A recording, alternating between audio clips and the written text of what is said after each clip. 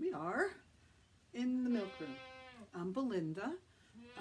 Larry and I live on a farm in Tennessee, and this is where we milk the goats. In the background, you can hear a goat, maybe, very upset. The milk stand is over here. Goat, oh my, I'm out of the picture. Okay, well, anyhow, goat jumps up here, we milk, no problem. We have guests that arrive in the spring, make their nests in here and take care of the bugs. We have another nest that, let me see if I can point this in that direction. There we go. And the barn swallows come, and we don't have a problem with bugs like mosquito bugs. Milk pitcher. A lot of people milk in stainless steel or in glass. We do in that simply because it doesn't break and the lid is easy to go on and off. An array of different medicinal type things, iodine, stuff like that, bag balm for in the winter. Okay? But really what I wanted to talk to you about today was milk laws, I guess is what you'd call them. We moved here, we thought we'd just have goats and cows and milk them and sell the milk, make some cheese, sell the cheese, sell the butter, whatever we wanted to do. That's not true in the United States, you know, where freedom reigns. We were set upon, I guess, someone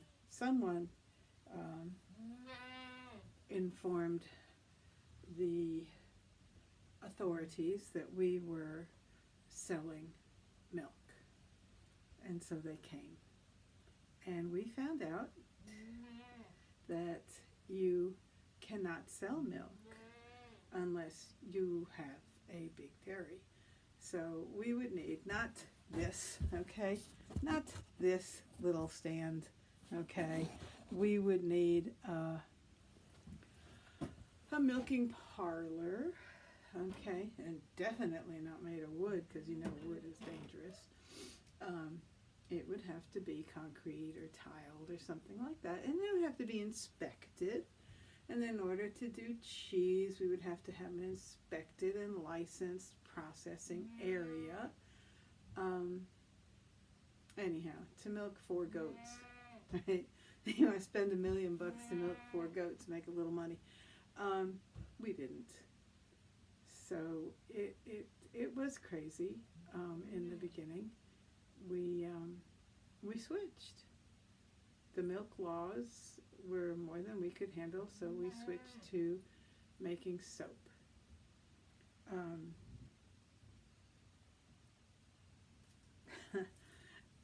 And chickens. We raised chickens for eggs. And then there was a time when the government decided that, in all their wisdom, that all the eggs should be washed, even the clean ones. And they needed to be washed in an inspected place, and it had to be with chlorine. So you give your eggs a chlorine bath. So we got out of eggs for a little while, and then I guess the law changed. But either that or the place that I was selling my eggs to changed. But that was that.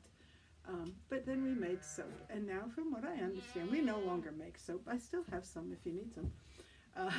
Go to our website, labelleacres.com. As of right now, I still have some. We started making soap, and there weren't that many soap makers. Now there are a lot of soap makers. So now the rumor is that they would like us soap makers to send a sample of each batch for testing to make sure that that's not going to kill you.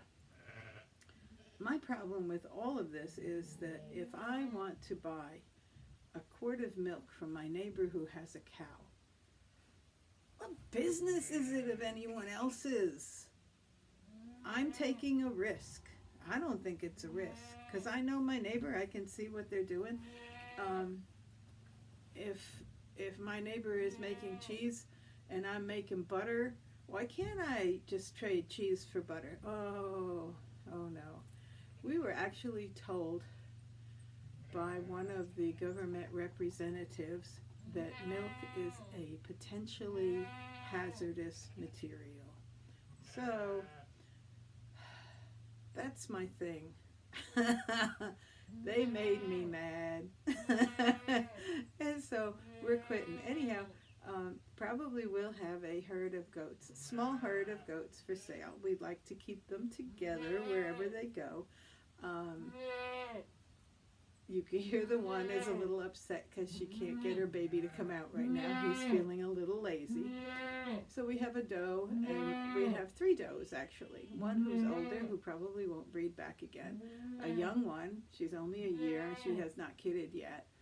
And then a buck who is full La Mancha without papers, but definitely La Mancha. And he was raised on a bottle. And we had some folks staying here. They turned him into a puppy, basically. So you've got this big puppy with big horns. And this is my first real YouTube video, so I don't know what I'm doing, but I think I'm going to have fun because I like to talk, so it should be fun. I just wish there was somebody talking back at me. Or maybe we'll figure that out later. So I will say goodbye for right now. And go see, Larry's working on fencing because the sheep and the goats are getting out all the time. So maybe he's got it fixed. Thanks for listening to an old lady babble. Bye.